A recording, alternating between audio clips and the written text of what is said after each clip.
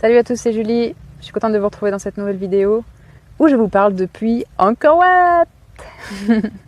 Et oui, je suis de retour au Cambodge et j'ai décidé que malgré la pluie, qui n'arrête pas de me tomber sur la tête à chaque fois que j'essaye d'enregistrer la vidéo, j'ai décidé de vous tourner cette vidéo parce qu'il y a quelque chose que je veux vraiment vous partager et qui a besoin de sortir de moi. Là, c'est physique, ça fait au moins 3 jours depuis que j'ai pris la décision en fait de tourner cette vidéo que j'ai les tripes prises, honnêtement. J'ai cette boule au ventre et il faut que ça sorte. Donc voilà. Ce que je vais vous partager aujourd'hui, c'est que quand j'étais plus jeune, aux alentours de 10 ans, c'est pas très clair parce que je me souviens pas exactement, mais je dirais entre mes 9 et mes 13 ans, j'ai été victime de viols et d'abus sexuels par plusieurs hommes, et jeunes hommes à l'époque. Et j'en ai jamais parlé publiquement. Et seules quelques personnes autour de moi sont au courant. J'ai beaucoup d'anxiété autour du fait de partager ça. Je sais pas pourquoi, mais je sens que je dois le partager. Alors voilà, je le fais. Et en fait, voilà, je vais vous partager ça parce que j'en ai marre en fait de porter ce poids, de porter ce secret, qui devrait pas en être un. Et je veux pouvoir avancer librement en fait. Parce que malgré moi, ça continue de me bloquer. Voilà, c'est un traumatisme physique. Et honnêtement, ça m'embête beaucoup. Parce que si vous me suivez depuis un petit moment, vous savez que j'aime beaucoup travailler sur moi et dépasser mes peurs, dépasser mes blocages. Et là, en fait, je fais face à un mur parce que c'est mon propre corps, en fait, qui se ferme. C'est des choses qui sont bloquées dans le subconscient et que j'arrive pas à débloquer. Et maintenant, je suis consciente, en fait, que je vais devoir faire appel à quelqu'un. C'était déjà une décision que j'avais prise d'aller voir un thérapeute, mais malheureusement, c'était juste avant que je décide de voyager, et donc malheureusement, ça n'a pas pu se faire. Mais c'est toujours une intention que j'ai. Donc que ce soit avec un thérapeute ou potentiellement voilà, par des techniques de libération émotionnelle. En tout cas, voilà, je sens que j'ai besoin d'aide sur ça. Et il n'y a pas de honte aussi à avoir par rapport à ça, quoi.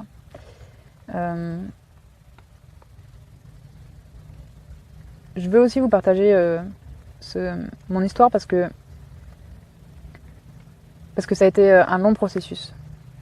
Un long processus déjà de sortir du déni. Pendant à peu près 10 ans, je pense, j'étais complètement dans le déni. Pour moi, c'était juste... déjà, dans ma tête, pendant toutes les années, j'avais complètement occulté certains des abus dont j'ai été victime. Mais il n'y en avait qu'un seul, en fait, qui me revenait en tête tout le temps, qui était par mon premier amoureux, en tout cas celui, mon premier amour de jeunesse, on va dire, pas mon tout premier, mais et en fait celui-là, j'ai eu beaucoup de mal à le voir pour ce qu'il était, qui est un viol. Et en fait, je m'en suis rendu compte parce que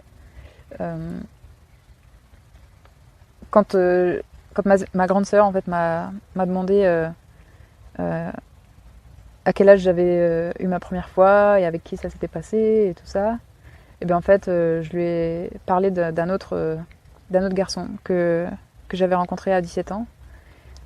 Et après cette discussion, je me suis dit mais pourquoi en fait, pourquoi est-ce que je mens à ma sœur que j'aime tant et en qui j'ai tant confiance? Pourquoi est-ce que j'arrive pas à lui dire?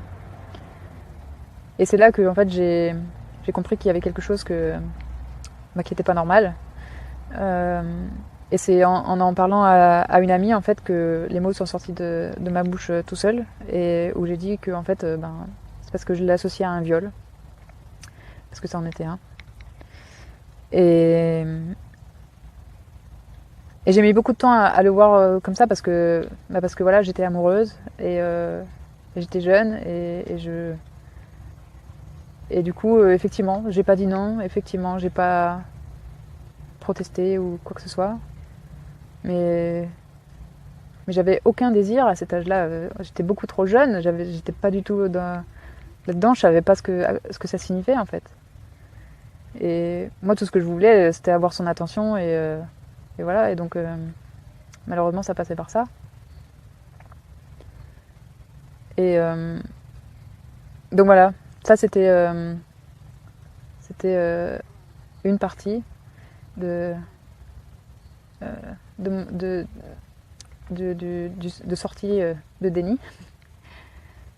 Et en fait, c'est seulement pendant une partie de jeu du Tao, donc si vous me suivez un petit peu, vous savez que maintenant je suis aussi animatrice de ce jeu-là, mais le jeu du Tao, c'est un jeu de co-développement où c'est un petit groupe de 4 à 6 personnes et c'est du développement personnel sous forme de jeu. Donc on définit une quête et puis chacun répond à des questions et en fait voilà, ça permet d'avancer. Et en fait, pendant une partie de jeu du Tao, ma toute première partie, eh ben, j'ai choisi comme quête d'améliorer mes relations aux autres, parce que c'était quelque chose que j'étais consciente que je devais améliorer. Et parce que, voilà, moi, très sincèrement, la relation aux autres, c'est mon plus grand challenge dans la vie, en fait. Avec ce qui s'est passé, que ce soit voilà, ces abus sexuels ou même le harcèlement que j'ai vécu ensuite au collège. En fait, voilà, c'est toujours un challenge pour moi, même encore aujourd'hui, alors que j'ai fait tant de chemin. C'est toujours un challenge pour moi de m'ouvrir aux autres ouais, juste d'interagir en fait avec les autres, de me sentir bien dans un groupe, voilà. J'ai cette tendance en fait à me renfermer sur moi et à la solitude. Et donc c'était déjà quelque chose dont j'étais consciente il y a à peu près du coup 1 an et demi. Et donc voilà, ce soir-là, j'ai décidé que ma quête ce serait ça. Et en fait, la première question qui est sortie, eh bien, ça m'a fait penser, je sais plus ce que c'était, mais c'était en rapport, je sais plus, avec un souvenir par rapport à ça ou quelque chose comme ça. Et évidemment, la première chose qui m'est venue en tête, c'était ça, quoi. C'était la première relation que j'ai eue. Et voilà, et je me suis mise à pleurer, j'ai raconté, et ça m'a fait beaucoup de peine et beaucoup de bien en même temps.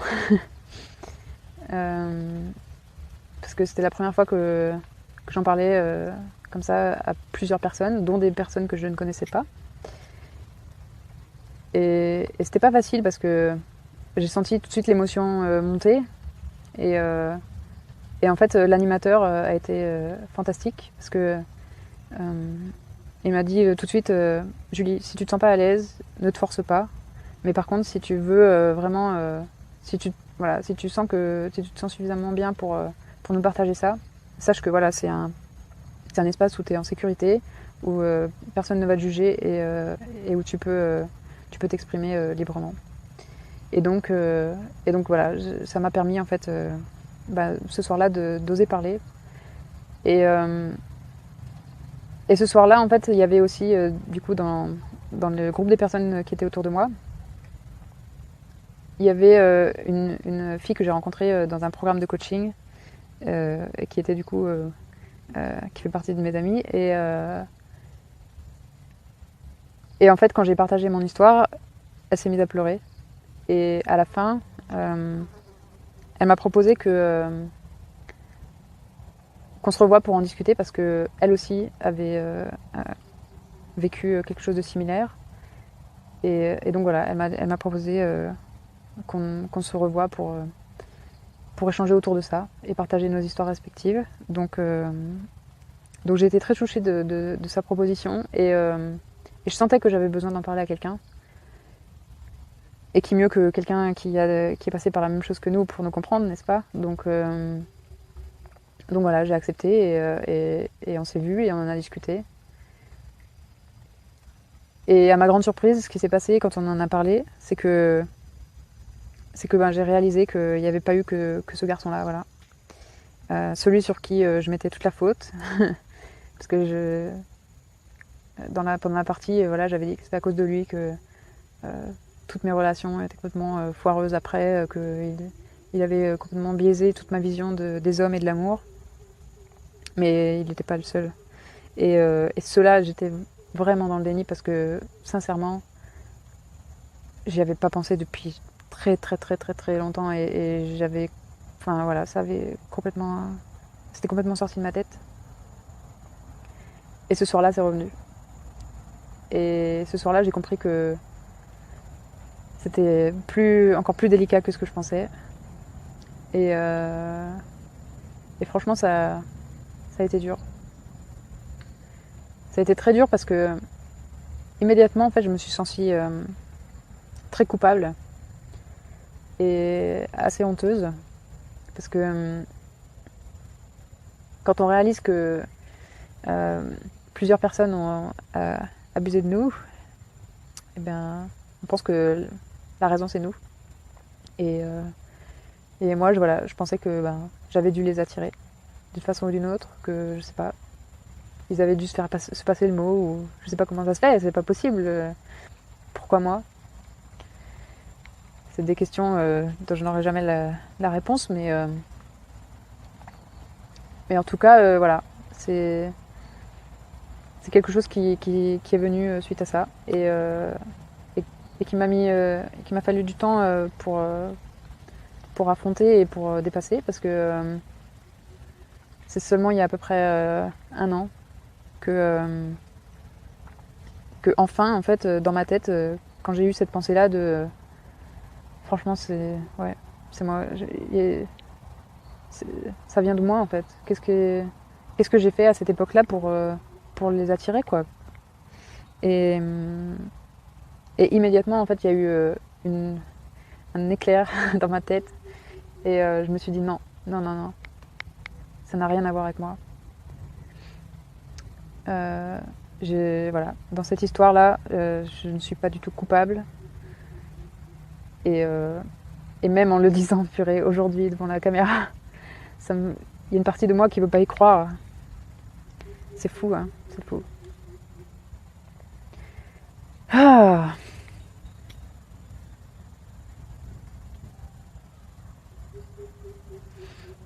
Et en fait, voilà, du coup, après cet éclair-là,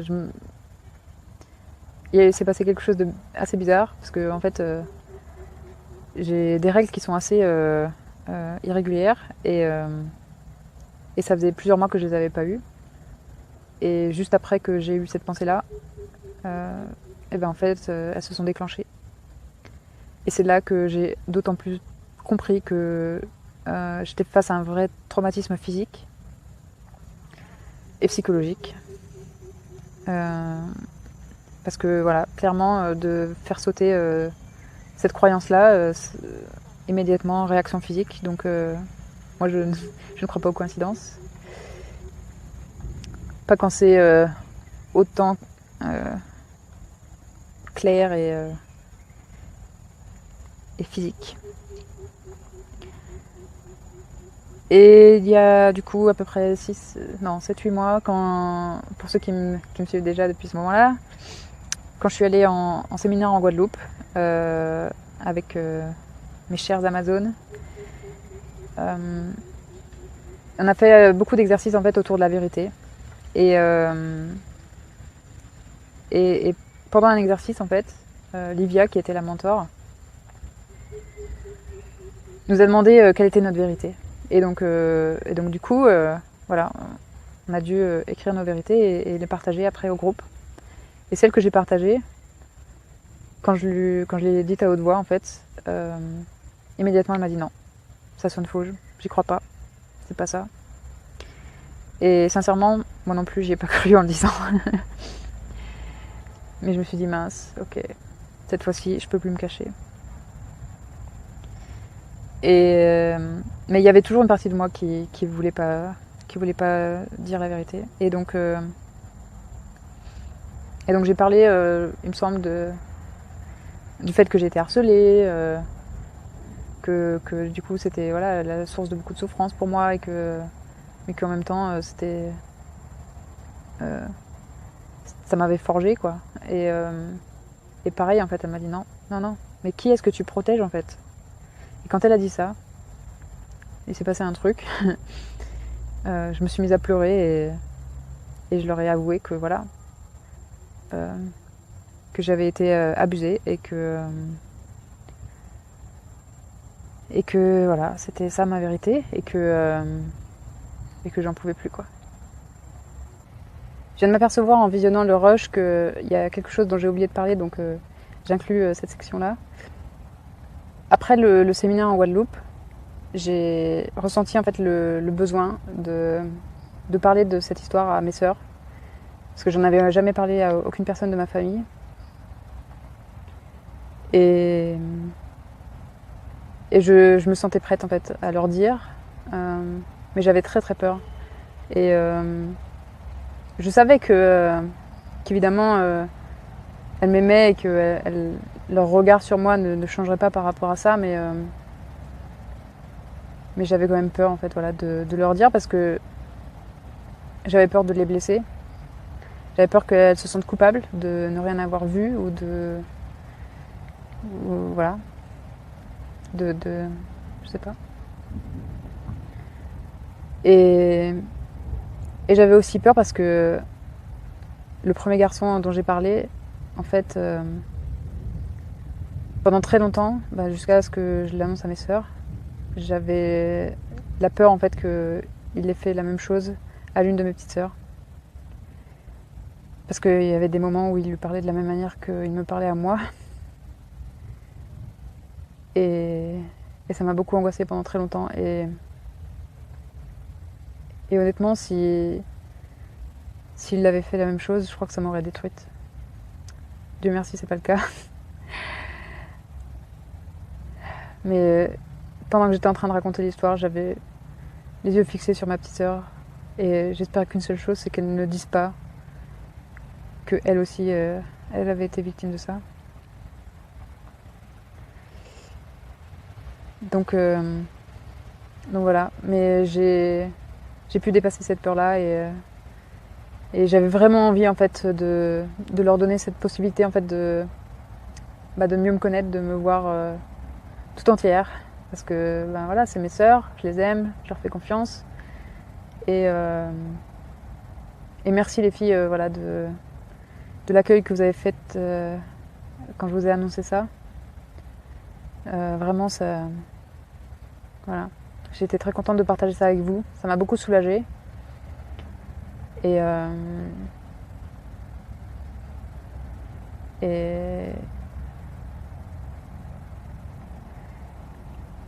mon père qui regarde peut-être cette vidéo. Et ma mère.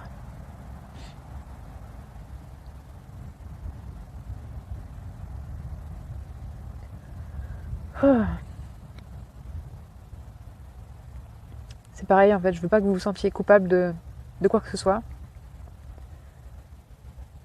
J'ai pas eu la force de vous le dire en face.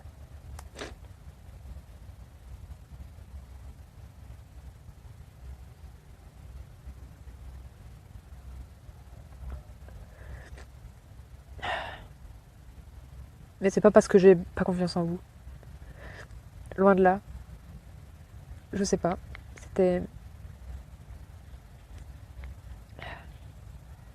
trop dur. Donc désolée si vous la prenez de cette manière.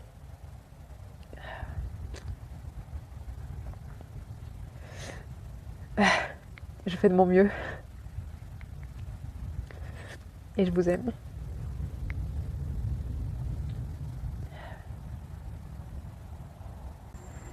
Et il y a quelques jours, eh ben, j'ai partagé à nouveau cette histoire avec mon amie Victoria.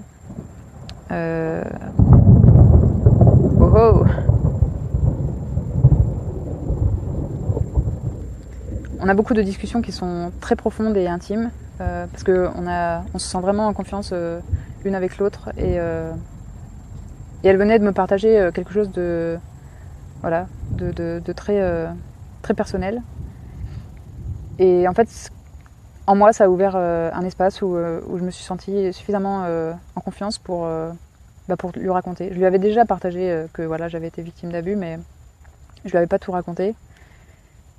Et là, j'ai senti que c'était le moment. Et en fait, quand je l'ai raconté, eh bien, j'ai senti que en fait, j'étais aussi prête à le raconter au monde entier, à en parler publiquement. Et que même si personne ne regarde la vidéo, c'est une étape d'extériorisation pour moi. C'est nécessaire en fait pour que je puisse passer à l'étape d'après. Et pour, voilà, une bonne fois pour toutes, arrêter de porter ce secret, arrêter de cacher cette partie de moi que je ne devrais pas cacher. Et d'enfin, en fait, pouvoir m'ouvrir et me montrer vulnérable. Et en fait, le fil rouge de cette histoire, c'est que à chaque étape qui m'a permise d'en parler un peu plus, de partager ça, eh bien, ça a toujours été parce que j'ai eu un espace de sécurité, de confiance, dans lequel je pouvais m'exprimer librement, sans jugement. Et c'est ça vraiment qui m'a permis de pouvoir relâcher la pression et de pouvoir laisser sortir ce qui devait sortir. Et donc maintenant, je sens que c'est mon tour en fait de créer cet espace pour les autres et de leur permettre d'être simplement et de pouvoir dire tout ce qu'ils ont à dire, de pouvoir exprimer tout ce qu'ils ont à exprimer. Je ne sais pas encore sous quelle forme je vais le faire, mais si ça vous intéresse, je mettrai un lien quelque part dans la description, parce que ça me tient vraiment à cœur en fait. C'est plus possible de continuer à vivre comme ça, en gardant des secrets, en continuant à avoir cette pièce noire au fond de nous dont on a honte et dont on a peur aussi, parce que ça nous hante. Donc voilà mon annonce en même temps. Et je tiens aussi à exprimer toute ma gratitude pour justement toutes ces personnes qui m'ont permis de m'ouvrir et de partager mon histoire. Vraiment, chacune des personnes à qui je l'ai dit, ça, voilà, c'est ce qui m'a poussée en fait à l'étape d'après, et c'est ce qui me permet aujourd'hui de partager une bonne fois pour toutes. Et donc merci infiniment, parce que voilà, ça n'a pas de valeur. Et merci à vous d'avoir regardé cette vidéo. J'espère que voilà, ça vous inspirera aussi à être plus attentif aux personnes qui sont autour de vous et à sentir davantage quand quelqu'un a quelque chose de profond à partager, de lui laisser la place et d'être là sans jugement, sans attente. Parce qu'encore une fois, c'est le plus beau cadeau que vous pouvez faire à cette personne-là, si vous l'aimez. Donc voilà. Merci encore. Énormément de gratitude. Et je vous dis à la prochaine fois. Voilà. Bye.